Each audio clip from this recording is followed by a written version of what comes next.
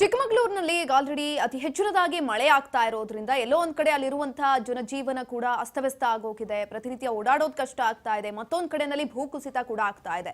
ಚಂದ್ರದ್ರೋಣ ಪರ್ವತ ಸಾಲಿನಲ್ಲಿ ಮತ್ತೆ ಭೂಕುಸಿತ ಆಗ್ತಾ ಇರುವಂತದ್ದು. ಈಗ ಆಲ್ರೆಡಿ ಅಲ್ಲಿ ಭೂಕುಸಿತ ಸಂಭವಿಸಿತ್ತು. ಹಲವಾರು ರೀತಿಯಲ್ಲಿ ಅಲ್ಲಿರುವಂತಹ ಜನರಿಗೆ ತೊಂದರೆಗಳಾಗಿತ್ತು. ಸಾವು ನೋವು ಕೂಡ ಸಂಭವಿಸಿತ್ತು. ಇದೀಗ ಮತ್ತೊಮ್ಮೆ ಭೂಕುಸಿತ ಆಗ್ತಾ ಇದೆ. ಭೂಕುಸಿತದ ಜಾಗದಲ್ಲೇ ಗುಡ್ಡ ಕೂಡ ಕುಸಿತಾ ಇರುವಂತದ್ದು. ಗುಡ್ಡ ಕುಸಿತದ ನಡುವೆಯೇ ವಾಹನಗಳ ಸಂಚಾರ ಕೂಡ ಕಷ್ಟ ಆಗ್ತಾ ಇದೆ. ಹಾಗಾಗಿ ಅಲ್ಲಿನ ಜಿಲ್ಲಾಡಳಿತ ಕ್ರಮಗಳನ್ನು ಕೂಡ ತೆಗೆದುಕೊಳ್ತಾ ಇದೆ. ಚಂದ್ರದ್ರೋಣ ಪರ್ವತ ಸಾಲಿನಲ್ಲಿ ಮತ್ತೆ ಭೂಕುಸಿತ ಆಗ್ತಾ ಇರುವಂತದ್ದು. ಭೂಕುಸಿತದ ಜಾಗದಲ್ಲೇ ಗುಡ್ಡ ಕುಸಿತಾ ಇದೆ.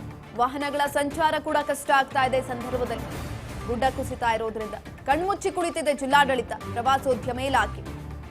ಚಿಕ್ಕಮಗಳೂರು ತಾಲೂಕಿನ ಕವಿಕಲ್ ಗಂಡಿ ಬಳಿ ಈ ಒಂದು ಘಟನೆ ನಡೆದಿರುವಂತದ್ದು. ತಡೆಗೋಡೆ ನಿರ್ಮಾಣದ ಸಂದರ್ಭದಲ್ಲಿ ಏಕಾಏಕಿ ಗುಡ್ಡ ಕುಸಿತ ಆಗ್ತಾ ಇದೆ. ನಿನ್ನೆಯಷ್ಟೇ ಗುಡ್ಡ ಕುಸಿದು ಮಣ್ಣನ್ನ ತೆರವು ಮಾಡಲಾಗಿತ್ತು. ಇದೀಗ ಮತ್ತೊಮ್ಮೆ ಅದೇ ಜಾಗದಲ್ಲಿ ಗುಡ್ಡ ಕುಸಿತ ಆಗ್ತಾ ಇದೆ. ಭಾರಿ ಮಳೆಯಾಗಿದೆ, ಹಾಗಾಗಿ ಅದೇ ಜಾಗದಲ್ಲಿ ಗುಡ್ಡ ಕುಸಿತ ಆಗ್ತಾ ಇರುವಂತದ್ದು. ಜೆಸಿಬಿ ಮೂಲಕ ಮಣ್ಣನ್ನ ತೆಗೆದಂತೆ ಮಣ್ಣು ಪದೇ ಪದೇ ಅಲ್ಲಿ ಕುಸಿತವನ್ನ ಕಾಣ್ತಾ ಇದೆ. 30 ಅಡಿಯಿಂದಲೂ ಕೂಡ ಅಲ್ಲಿ ಮಣ್ಣು ಕುಸಿತವನ್ನ ಕಾಣ್ತಾ ಇರುವಂತದ್ದು. ನೀವು ನೋಡ್ತಾ ಇರಬಹುದು ದೃಶ್ಯಗಳಲ್ಲಿ ಯಾವ ರೀತಿಯಾಗಿದೆ ಅಲ್ಲಿನ ಪರಿಸ್ಥಿತಿ ಅಂತ. ಮುಂಚೆನೆ ಗುಡ್ಡಗಾಡು ಪ್ರದೇಶ ಅದು. ಅಂತಹ ಸಂದರ್ಭದಲ್ಲಿ ಜೆಸಿಬಿಯಿಂದ ಮಣ್ಣನ್ನ ಕೂಡ ತೆಗಿತಾ ಇದ್ದಾರೆ. ಆದ್ರೂ ಕೂಡ ಮಣ್ಣನ್ನ ತೆಗಿತಾ ಮತ್ತೆ ಅಲ್ಲಿ ಗುಡ್ಡ ಕುಸಿತವನ್ನ ಕಾಣ್ತಾ ಇರುವಂತದ್ದು. ವಾಹನ ಸಂಚಾರ ಕೂಡ ಕಷ್ಟ ಆಗ್ತಾ ಇದೆ. ಆ ಸಂದರ್ಭದಲ್ಲಿ ಅಲ್ಲಿ ಇರುವಂತಹ ದಾರಿಗೆ ಪರ್ಯಾಯ ಮಾರ್ಗವನ್ನ ಕೂಡ ವ್ಯವಸ್ಥೆ ಮಾಡೋದಕ್ಕೆ ಇದೀಗ ಜಿಲ್ಲಾಡಳಿತ ಮುಂದಾಗ್ತಾ ಇಲ್ಲ. ಯಾವುದೇ ರೀತಿಯಾದಂತಹ ಕ್ರಮಗಳನ್ನ ತೆಗೆದುಕೊಳ್ತಾ ಇಲ್ಲ. ಕಣ್ಮುಚ್ಕೊಂಡು ಕುಳಿತಿದೆ. ಪ್ರವಾಸೋದ್ಯಮ ಇಲಾಖೆ ಕೂಡ ಈ ಒಂದು ವಿಚಾರದಲ್ಲಿ ಮೂಗನ ತೋರಿಸ್ತಾ ಇಲ್ಲ. ನಿರ್ಲಕ್ಷ್ಯ ಧೋರಣೆಯನ್ನ ಮಾಡ್ತಾ ಇರುವಂತದ್ದು. ಏನ್ ಮಾಡಬೇಕು, ಅಲ್ಲಿರುವಂತಹ ವಾಹನ ಸವಾರರು ಹೋಗ್ತಾ ಇದ್ದಂತ ಸಂದರ್ಭದಲ್ಲಿ ಇನ್ ಕೇಸ್ ಏನಾದ್ರೂ ಗುಡ್ಡ ಕುಸಿತ ಆಗಿ ಏನಾದ್ರೂ ಅನಾಹುತ ಆಯ್ತು ಅಂದ್ರೆ ಅದಕ್ಕೆ ಯಾರು ಜವಾಬ್ದಾರಿ ಆಗ್ತಾರೆ? ಮುಂಚಿತವಾಗಿ ಇದೆಲ್ಲವನ್ನೂ ಕೂಡ ಗಮನಿಸಬೇಕಾಗತ್ತೆ. ಆದ್ರೂ ಕೂಡ ಗಮನಿಸ್ತಾ ಇಲ್ಲ. ಜೆಸಿಬಿ ಮೂಲಕ ಅಲ್ಲಿರುವಂತಹ ಮಣ್ಣನ್ನ ತೆಗಿತಾ ಇದ್ದಾರೆ. ತೆಗಿತಾ ಮತ್ತೆ ಅಲ್ಲಿ ಮಣ್ಣು ಸುರಿತಾ ಇರುವಂತದ್ದು. ಹಾಗಾಗಿ ವಾಹನ ಸಂಚಾರಕ್ಕೂ ಕೂಡ ಅಲ್ಲಿ ಜಾಸ್ತಿ ತೊಂದರೆ ಆಗ್ತಾ ಇದೆ.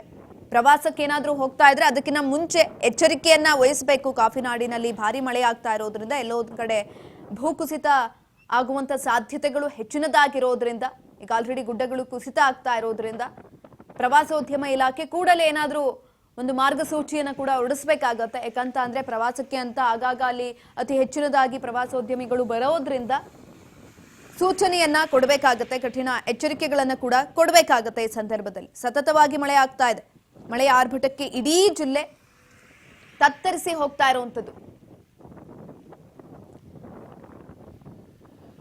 ಈ ಕುರಿತಾಗಿ ಹೆಚ್ಚಿನ ಮಾಹಿತಿಯನ್ನು ತಿಳ್ಕೊಳ್ತಾ ಹೋಗೋಣ. ನಮ್ಮ ಪ್ರತಿನಿಧಿ ಮಧುಸೂದನ್ ಸಂಪರ್ಕದಲ್ಲಿದ್ದಾರೆ. ಮಧುಸೂದನ್, ಒಂದ್ ಕಡೆನಲ್ಲಿ ಆಲ್ರೆಡಿ ಅಲ್ಲೇ ಮಣ್ಣು ಕುಸಿತವನ್ನ ಕಂಡಿತ್ತು. ಹಲವು ರೀತಿಯಾದಂತಹ ತೊಂದರೆಗಳು ಕೂಡ ಆಗಿತ್ತು. ಅದೇ ಜಾಗದಲ್ಲಿ ಮತ್ತೊಮ್ಮೆ ಗುಡ್ಡ ಕುಸಿತ ಆಗ್ತಾ ಇರುವಂತದ್ದು. ಏನೋ ಜಿಲ್ಲಾಡಳಿತ ಕ್ರಮಗಳನ್ನ ತೆಗೆದುಕೊಳ್ತಾ ಇಲ್ವಾ? ಯಾಕೆ ಇದ್ರ ಬಗ್ಗೆ ಇಷ್ಟು ನಿರ್ಲಕ್ಷ್ಯವನ್ನು ವಹಿಸ್ತಾ ಇದೆ? ಹೆಚ್ಚಿನ ಮಾಹಿತಿ ಕೊಡೋದಾದ್ರೆ.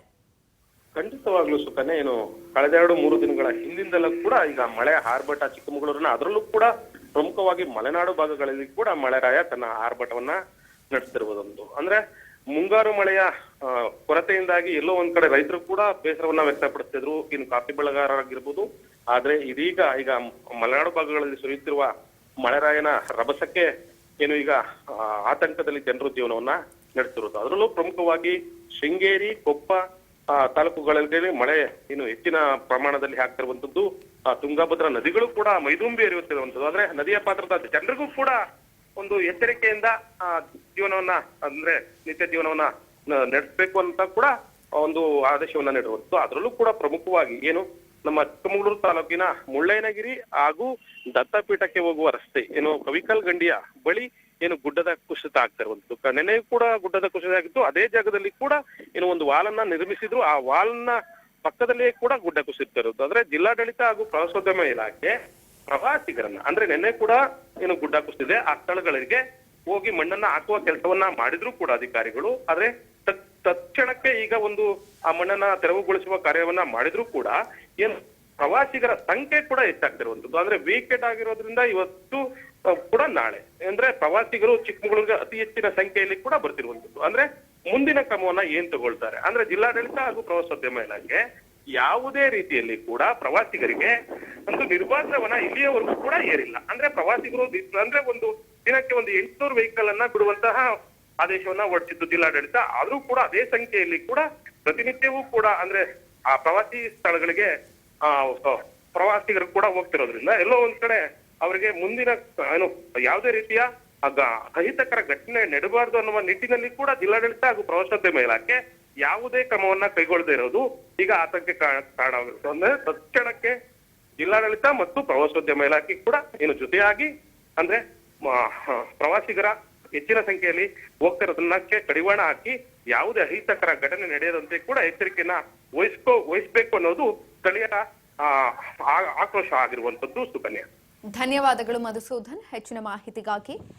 ನೋಡಿ, ಪ್ರವಾಸೋದ್ಯಮ ಇಲಾಖೆ ಆಗಿರಬಹುದು ಅಥವಾ ಅಲ್ಲಿನ ಜಿಲ್ಲಾಡಳಿತ ಆಗಿರ್ಬೋದು ಯಾವುದೇ ರೀತಿಯಾದಂತಹ ಕ್ರಮಗಳನ್ನು ತೆಗೆದುಕೊಳ್ತಾ ಇಲ್ಲ, ಕಣ್ಣು ಮುಚ್ಚಿ ಕುಳಿತಿದೆ ಅನ್ನೋದೇ ವಿಪರ್ಯಾಸ.